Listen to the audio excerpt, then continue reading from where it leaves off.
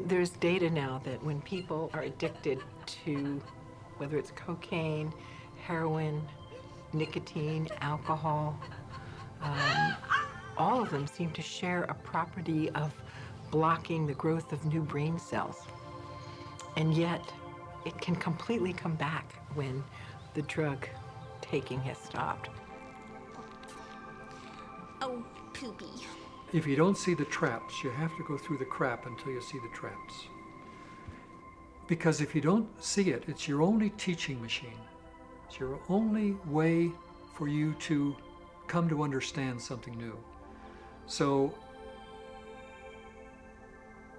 the universe brings these things to your door, and there is learning in them for you if you are willing to reflect upon them and think beyond the rigid mindset. Can I? Wow. Borrow some toothpaste?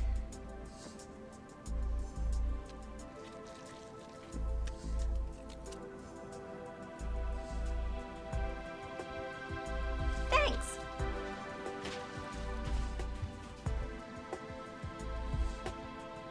When I talk about we disappearing, I don't mean that we physically disappear. What I mean is that we move out of the area of the brain that has to do with our personality, that has to do with our association to people, our association to places, our association to things and times and events. We don't exist in the associative centers in our brain that reaffirms our identity and reaffirms our personality. We now have science to back up what our thoughts do and how they make our bodies weak. A lot of scientists who are actually studying this with behavioral kinesiology and other ways, showing that thoughts make your body weak. And thoughts pretty much create your reality. They create what you're going to think about yourself. If you're fat but you think you're wonderful, you'll be wonderful. But most women we're compared all the time with impossible images from Barbie to models. And so we think that our whole currency is how we look and how other people are going to perceive us. And we're always up against impossible standards. What is relative to their own emotional addiction are movies and dramas and news and all the media that is so beautiful today, and providing people with experiences without having to be there. And yet, that does not define human greatness. They're so hypnotized by their environment through the media, through television, through people living and creating ideals that everybody struggles to become, that no one can actually become in terms of physical appearance and definitions of beauty and valor that are all illusions, that most people surrender and live their life in mediocrity. And they may live that life and the soul may never really, their desire may never really rise to the surface, so they may want to be something else. But if it does rise to the surface and they ask themselves if there is something more, or why am I here? What is the purpose of life? Where am I going? What happens when I die? They start to ask those questions. They start to flirt and interact with the perception that they may be having a nervous breakdown. And in reality, what they're doing is that their old concepts of how they viewed their life in the world start to fall apart.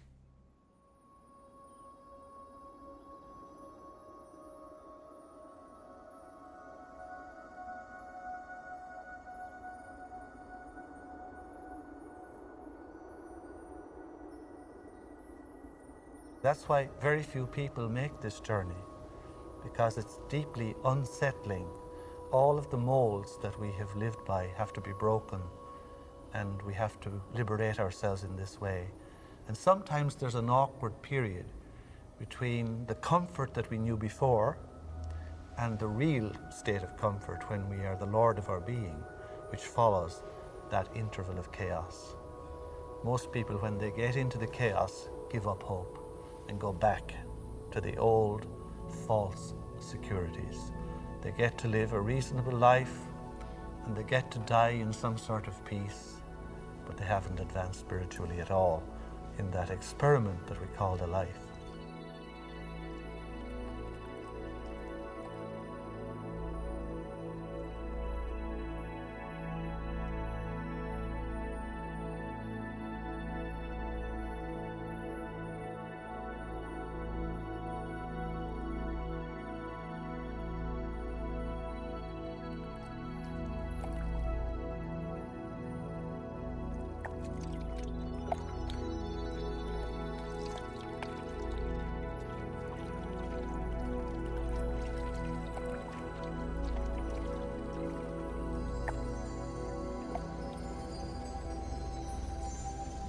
We're in completely new territory in our brain.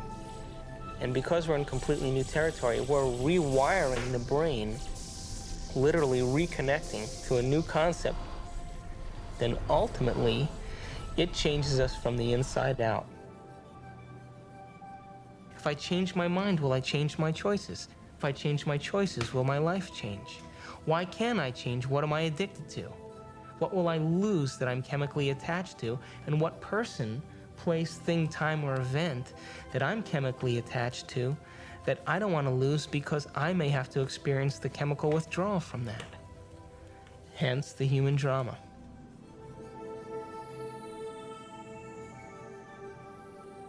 This life is but a page in an enormous book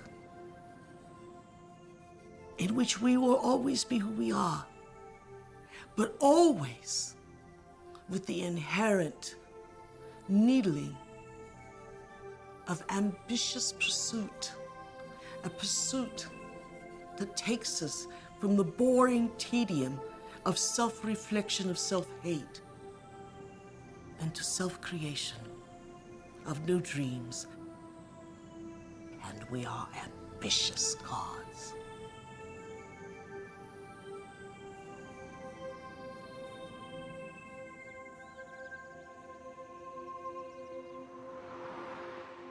It's the only planet in the Milky Way that has habitation that is steeped in enormous subjugation of religion. You know why that is? Is because people have set up right and wrong. I did say there is no right and wrong. Does that mean that it's a free-for-all? Absolutely not. I mean, the problem that I have with right and wrong in those categories is not that I want a free-for-all, but that right and wrong doesn't go nearly far enough. They have never sinned. They have never wronged. Wronged, yes, in moral confrontations with society, but that's their adversity. That's why they're here. To wrong, to learn, to search, and use the wisdom of that to create yet greater dreams.